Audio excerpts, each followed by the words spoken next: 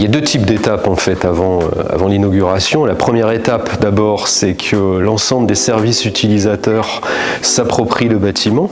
Alors les services qui seront dans Atrium, bien entendu, le SKIO IP, Handi Études, le SAFCO et la bibliothèque universitaire, et également tous les services supports comme la DPMI et puis la DMG, puisque Atrium est un bâtiment assez important, volumineux, vaste, assez complexe, et il faut également s'approprier son utilisation technique. Ça, c'est la première étape, et la seconde étape, et non des moindres, c'est le déménagement de la bibliothèque et des services, en sachant que nous avons à peu près 700 000 documents à déménager de la BU Raymond Lull à la BU Atrium. Donc 4 mois de déménagement à prévoir pour toute cette masse de documents.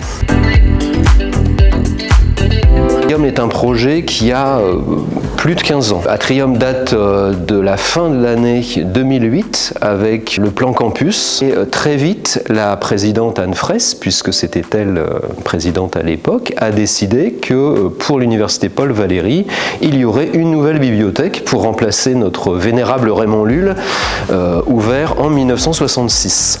Les travaux ont commencé fin 2018 et le bâtiment a été livré à l'université fin novembre 2023. Le calendrier précis entre maintenant et puis l'ouverture de la partie bibliothèque, c'est d'abord le lancement du déménagement de Raymond Lull, donc qui commence le lundi 4 décembre et qui s'achèvera, si tout va bien, à la fin du mois de mars 2024.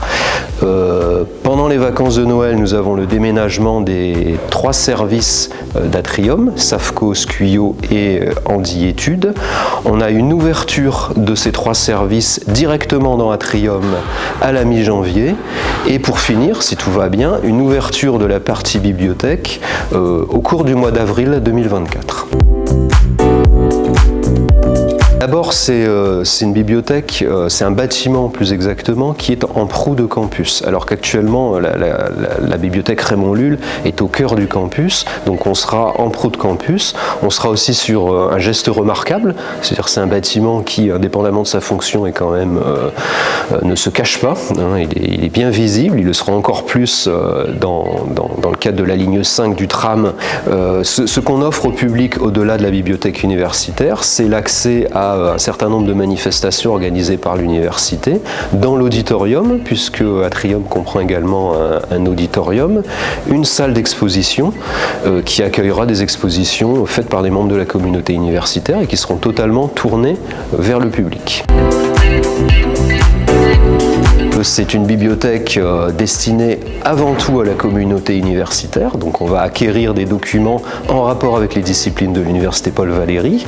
On va mettre à disposition tout un ensemble de dispositifs pour la communauté, mais l'ensemble des espaces seront ouverts au grand public. Il faut simplement savoir que quand on veut emprunter un document à domicile et qu'on est un lecteur extérieur, c'est comme ça qu'on les appelle, il faut payer. Voilà, ça coûte 34 €, c'est le tarif le plus souvent pratiqué pour utiliser une partie des services destinés à la communauté universitaire.